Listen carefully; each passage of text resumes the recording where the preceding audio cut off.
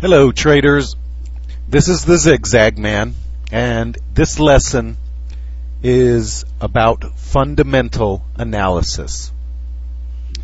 Basically, fundamental analysis is researching a company under many different categories. And for day trading, you really don't need to do much fundamental analysis. A lot of times you will enter a trade on really good or bad news, and you'll be out that day. The trade might only last an hour or less. But when you swing trade, that means basically you're holding it more than a day. You could be holding it for 2 or 3 days and just playing the hourly chart. You could be playing it for a week or 2 or 3. And you really have to know quite a bit about the company before you even enter the trade. And then at the end of each trading session, it only takes about 10 or 15 minutes to check for recent developments on the fundamental side, and to also look at the hourly, daily, weekly chart. And then after you do the fundamental analysis of the recent news and look at the technical analysis of its charts, then at the end of every day you're going to decide whether you want to hold the stock another day or if you will sell it the next day. So I only use 2 sites for the most part to do my fundamental analysis.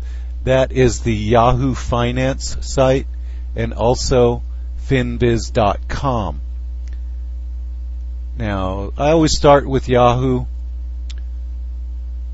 One thing about these 2 sites is I use 2 sites because quite often their information doesn't match exactly.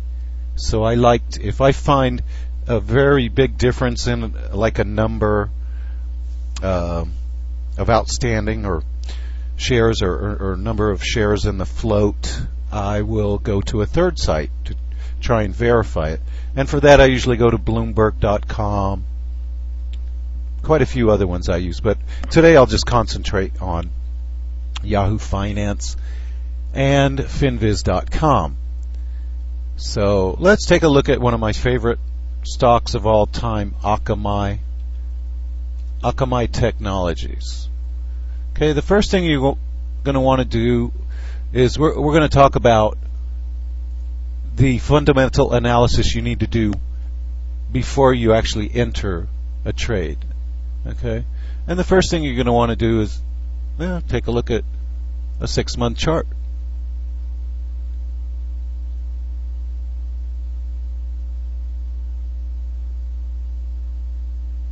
I have a bunch of other programs running right now, so this might take a while. And basically he's moved just in the month of March, and right now it's March the 13th, he's moved from $26 to $32. So that's looking a little bit too far too fast. It's probably going to be I know they got some really good news, but I'd be kind of scared to jump in there because he's just gone straight up without any pullbacks. Okay, so you get an idea of where he is in price. Now we are going to go back to his home page on Yahoo Finance, and the first thing I like to take at is if you're not familiar with the company, you want to see what he does. You go to the profile page. Okay, and as you can see, on any page you bring up on Yahoo Finance, it's got the same menu in the left-hand column, and just about every one of these is something that you should learn what they mean. Anyway, I know what Akamai does, so I won't bother with this page. So what I do next is go to key, right under profile I go to key statistics, because this is where I get most of my information. Okay, now the first thing I look at is for the market cap, what their PE is. PE is price over earnings. It's very important. If it's over 30, that's way too high. Okay, so his Forward-looking PE is only 22, which for this type of industry, a technology in the internet sector, that's pretty average. His price to sales are positive. His price to book is positive. EBITDA is positive. Okay, so I won't get into these terms. I'll show you where to find out. Well, let's do that right now. If you don't understand any of these terms, okay, EBITDA, what's the float? There's another page here. I'll show you some other, return on investment, ROE, ROI, ROA, return on assets. That's return on equity, return on investment. So what I do is I highly recommend Investopedia.com as the best place to search for terms. Let's say you don't know what ROE is. Okay, it's going to bring up quite a few terms. Okay, ROE is return on equity. They're also showing return on assets, return on investment. These are all things I'll show you on the FinViz page. Okay, so go to Investopedia. It's right here. Well, www.investopedia.com. Investopedia. It's the encyclopedia for investors. Okay.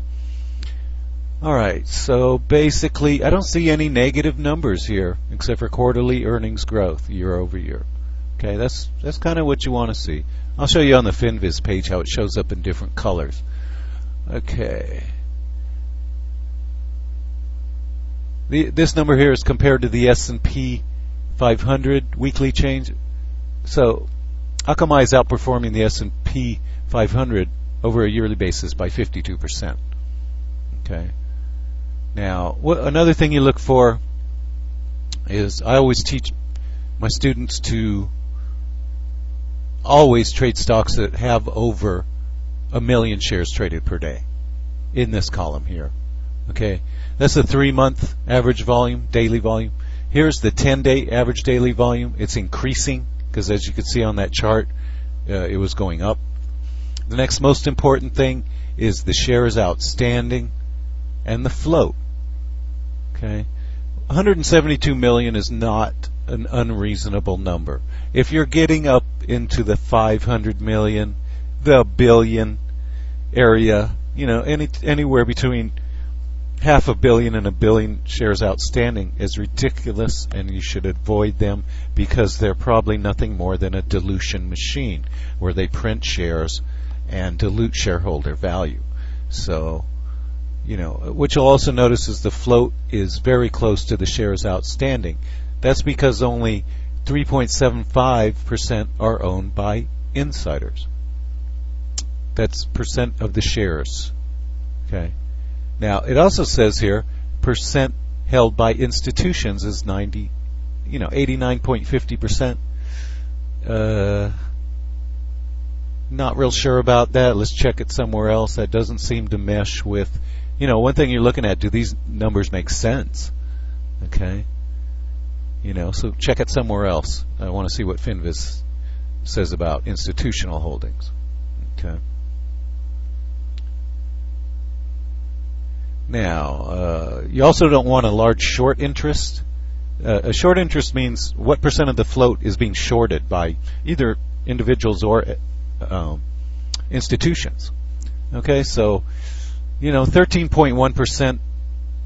That's pretty high, really, but not bad. Some stocks are 50 to 70% of the float is being shorted. So, at this time, why would they be shorting it? Because it's kind of like skyrocketing up. Okay. Now you compare the share short from the previous month to what is being shorted this month, and as you can see, there's a very slight difference. Okay. When you see a really noticeable difference here, that's a red flag. Okay, and Akamai, they used to pay a dividend, but they don't now because of the hard economic times. Okay, so I just want to show you the FinViz site. Okay, if you go to the home page of FinViz, over here on the right side at the top, you will, right next to the word elite, it says search ticker company, or as soon as you put your mouse in there, it'll bring up ticker, company, or profile. I always do ticker because I know my tickers. And I'm going to type in Akamai, A-K-A-M, hit enter. And that will bring up a different type of page that I like because it's got everything on one page. Okay, and I wish I could show you the whole thing at once because it just looks better, but you know, it has the chart, it has all of the key statistics all in one area. It's got the recent upgrades and downgrades that actually go back to July of 2009, and then it has the most recent news for the last couple of weeks, well, since the 4th of February. So that, you know, sometimes, see, Akamai doesn't get a whole lot of news. If it's a stock like McDonald's or something, they have 50 news articles a day. Okay, so it won't show more than a few days here of recent news. And then it gives you a description of the company profile, and below that it has insider trading. The green is insiders that are buying, the reddish color is selling, and the white is options that they are exercising. Okay, and way down here at the bottom you can go to, it says open in Yahoo, open in Reuters, open in Google. Those are my three other sources for this kind of information. But as you can see, FinViz has everything on one page at a quick glance. It's got the chart, it's got the fundamental analysis numbers. Okay, and the first thing I do is look over here for the market cap. Okay, if it's trading on the S&P 500, that's great. If it says OTCBB or pink, you know, first of all, FinViz doesn't show that, but I'll avoid it like the plague. Okay, no dividend, a PE of 40.95. Okay, that's Akamai. That doesn't look right. Okay, there it is. Trailing PE. Okay, 40. So a forward-looking PE that's smaller than the current one is good. You want a PE that's reduced. I mean, 40 is too high. 40.79 is too high. Okay.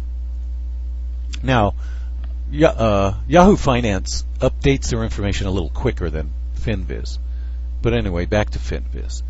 Okay, we're looking at a PE here. Forward PE 21.73, 22.18. Okay, 40.79. They're very close.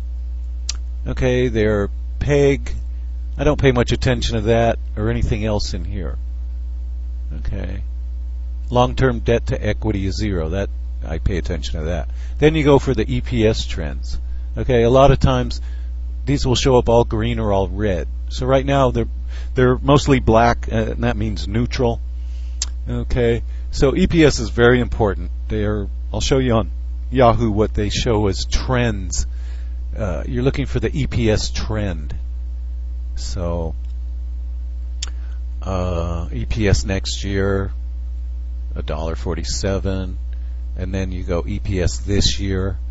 You know, it goes quarter to quarter and then year. So this is the quarter EPS. EPS next quarter looks like it's going down.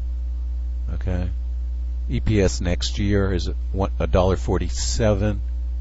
EPS is earnings per share when they report their quarterly or end of the year numbers.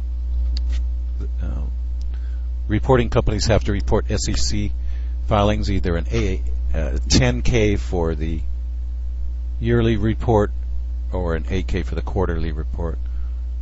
And you know, EPS over the past 5 years up 25%. Sales past 5 years up 32%. That's the kind of things you want to see. EPS quarter over quarter minus 2.21. Okay, sales That's a negative number, but sales quarter over the quarter were up 12%.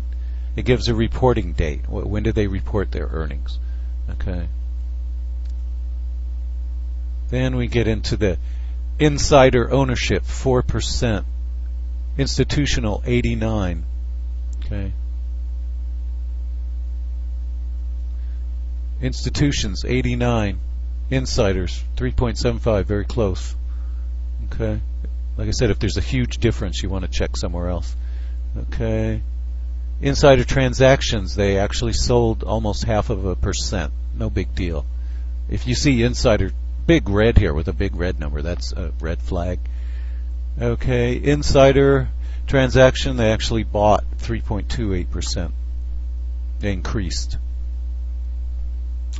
Okay, return on assets, return on equity, return on investment, they're all positive numbers. Now, if they're green numbers, that means they're quite large. So a black number would be neutral, but it's also positive in this case. It could be a negative number. Okay, gross margins, operating margins, very nice.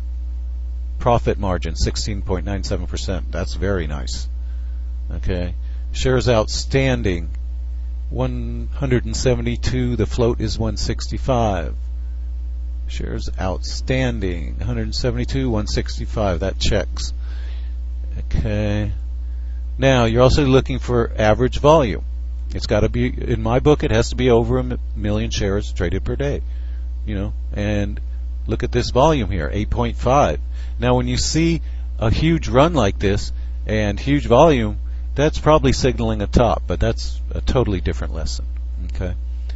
Now, look at the performance for the week, the month, the quarter, the half year, the year, year to date. Very solid numbers. Okay. Previous close and the price were just yesterday's numbers, Friday, on the close. Then you go over here and you want to add up. You know, I see more green than red. A white one is a reiterated. That means they confirm their previous either upgrade or downgrade. But lots of greens here, and fairly recently, March the 10th, March the 3rd this year, February the 4th, February the 2nd. So, you know, they gave him a lot of upgrades because of his most recent earnings report. And look at him go, 26 to 32. That's Akamai for you. I love this stock. He can really move. Here was a bad earnings report. I remember that one well. But I know when he gets a bad one, it's usually a time to buy on that huge volume spike because eventually he'll recover.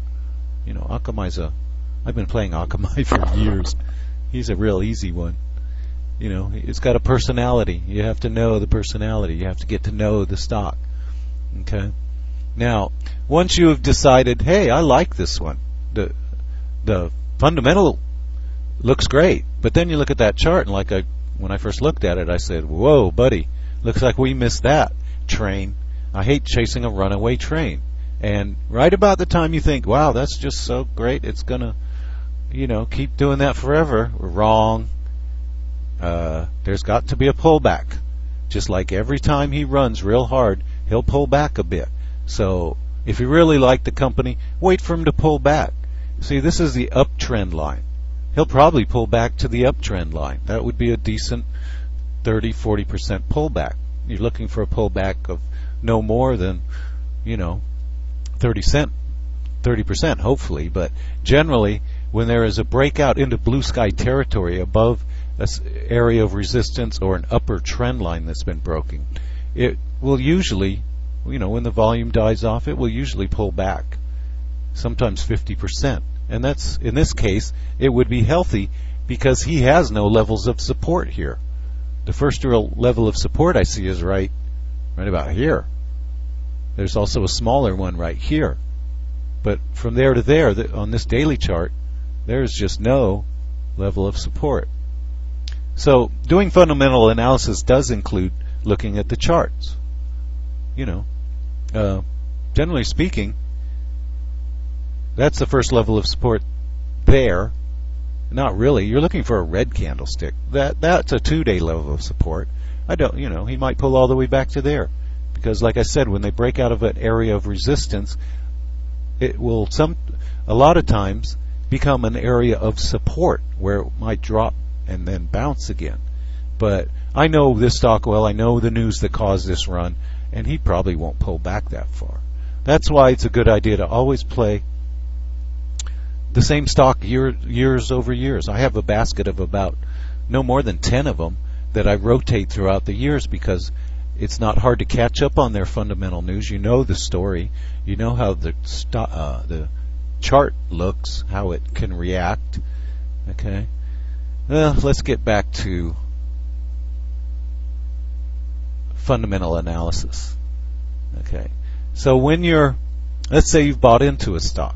Let's say you found another one that wasn't a runaway train, but you actually caught at the bottom of that run because you were paying attention to the news. And so what you have to do every day at the end of the day is check a number of different things. The first thing you'll do is check the headlines, because any SEC filings or any material event will come up in the headlines. Any upgrades or downgrades or anything like that. Okay, so I see a lot of things that aren't related to Akamai. You're going to have to, especially if a stock gets more than like 10 or 20 news article, like Intel Corporation, the big chip maker for computers, or McDonald's, or some of those Dow components that they put all kinds of news in there that aren't related to the stock. It's about the Dow 30, because they belong to it. Okay, so you're going to check the headlines every day after the close for SEC filings, upgrades or downgrades. You're also looking for any share dilution. Do they do a share buyback? Share dilution is negative. Share buybacks are good. You're also going to go to see if the analysts have changed their opinion. Okay? When you first buy your stock, you need to write down or follow, somehow make a note of how many brokers, right here, 20 brokers are following him. What is the mean recommendation? Okay, what's the mean target? You got to look to see if any of those have changed, either up or down, and you have to look for upgrades and downgrades. Now, upgrades and downgrades will show up in the headline section, okay? But the analyst estimates, this is where you look for your EPS trends, okay? This is the actual earnings history, okay? Now, you're on analyst, it's right here, the second one down under analyst coverage. This gives you the estimates for the very top area here, for the next reporting season. Okay, and you can also click on, that's another page. You could also get information for, no, that's their actual, okay. That's another page. So you're looking at, has the estimate gone up? Has the number of analysts changed? Okay. So it looks like another one jumped on, and you could see from the previous page there were 20. Okay? Then you're going for revenue estimates.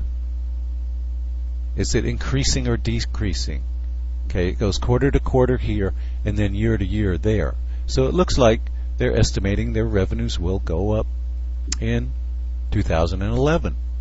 It also looks like they're predicting almost a $2 million increase in their revenues for next quarter. Okay.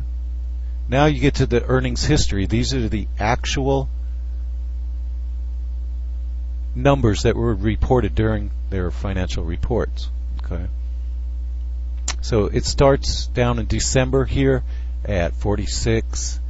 The EPS went to 38, then to 40, to 43. So it's not a straight up or down trend. Okay. What you're looking for is these numbers going from right to left to be increasing if you want to invest on this stock going long. Okay. And then here are the trends. Here are some revisions. Which one did they change? And then the growth estimates. These are very important. Okay. Now, Akamai for the current quarter isn't going to grow much, or next year, or this year, compared to the industry, the sector, and the S&P 500. Okay, but the past 5 years he's grown 37%. The next 5 years, it looks like they want him to grow, calling for him to grow almost 14%. Okay, so it's looking good. Price to earnings, way up compared to the industry sector or the S&P 500. You know, it's a great stock. It's a wonderful company with a wonderful product. They bring streaming videos and things like that to. They have a number of products, but they bring streaming videos to the internet. They have the platform that makes them work. Okay, then you have to, you know, SEC filings. You've got to go to college to study this stuff, but they will put out a press release every time an SEC filing comes out. And you know, the annual report, the 10K right here, came out on March the 1st. Okay, so, well, let's see, when did he start that run? Gee, it was March the 1st. You know, killer, just a great earnings report. Okay, and then 8K is actually a change of any material event. 10Q is the quarterly. Excuse me, I said that. 8K. 10K is quarterly. 10K is annual. Now, you know, if you read one of these things, it's just a bunch of legal. I mean, they give you some pretty good numbers. I mean, you can click on these and go right to it. Okay, I'm not logged in there, so I can't do that. Let's just see a summary. I mean, even the summary can be pages long. Okay, I was going to get to all this in a second. Okay, this is quite long. Okay, we're going to go back. Anyway, you got to pay attention to SEC filings, because when one of these comes out and it has either really good or bad news, it can really move the stock either up or down. Okay. So another thing you want to do is go when you're talking about 10Ks and 10Qs, you want to go to their balance sheet way down here at the bottom. Okay. Now I can't scroll. Anyway, what I do right away is, first thing I do is go to the bottom of the page. Okay. And then, you know, it says these are quarters. You can this is the annual data. You can also click here to go to the quarterly data. But let's just look how we did over the last few years. Okay. We're looking at December 2008 to December 2009. Okay, basically, I go down and look at the bottom numbers, and any number in a parentheses is a negative number, and any number not in a parentheses is a positive number. Okay, so we can actually see the last 3 years here. His net tangible assets went from under, now I don't know if this is millions or all numbers in thousands. Okay, see right here, sometimes it'll say millions, all numbers in thousands. So it went from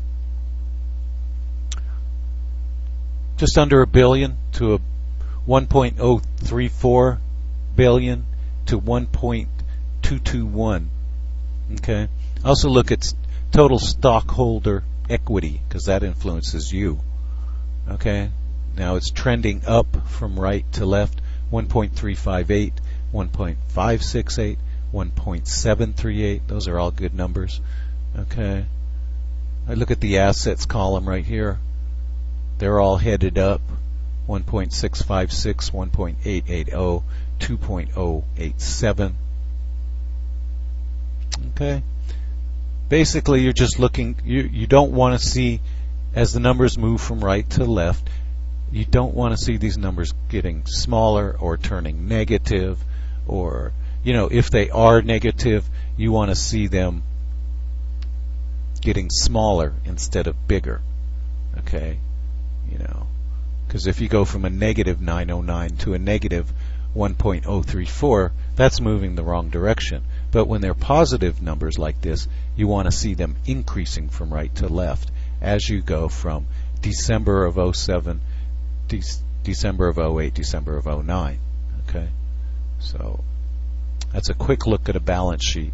You really need to have a college degree in economics to understand these. I'm just telling you what I look at. Okay. The income statement, pretty much the same idea. You know, this shows their revenue, total revenue, in thousands. So, you know, this is almost $1 billion right here. Their gross profit is very important. Steadily going up from right to left. Operating income or loss going up from right to left. This is shareholder value at the very bottom, one of my favorites. Also increasing. Ooh, just barely. Just this year, it took, in '07 to '08, it took a big jump, but from '08 to '09, it almost was unchanged. Their net income. That's net income, not gross. Gross is up here. Okay, their gross profit. Okay, but this is their net. So this is the one you really want to watch down here. Okay. And you also really have to pay, you want to know who the major holders are. These are the institutions. Look at some of these names, State Street, Bank of America, Morgan Stanley, Vanguard, Barclays. These are all huge, very well known. BlackRock, they're massive. Haven't heard of Capital World, but it gives you a breakdown of all of their holdings. Who owns the most? What it's worth. When you see an increase in institutional holdings, okay, there's 420 institutions holding shares of Akamai. Percent of the float held by institutional and mutual fund owners, 93%. My goodness. Number of shares held by all insider and 5% owners. That's only 4%. So this company is basically owned by institutions because they're smart. They know it's a good company. They're making money by investing here. Now, they used to pay a dividend, like I mentioned, and they don't anymore. We've fallen on hard times. Okay, then you want to look at insiders. What are the company officers doing? Now, option exercise, those are hard to figure out, if you look at an automatic sale or acquisition, a lot of times it'll just say out purchase. That was just a straight purchase, but these options are hard to figure out. Anyway, if you see insiders selling all of their shares, there's something wrong with this company because they don't believe in it. Okay, if you see a lot of insiders buying, and the total right here is, this is for insiders, okay, not a big decrease of only 0.5%. Somebody only sold 33,000 shares. But look at the net institutional purchases. Almost 35 million shares were sold. Now, that 29% is just for that institution. He sold 29% out of his holdings. That doesn't mean that 29% of all institutions sold. Okay.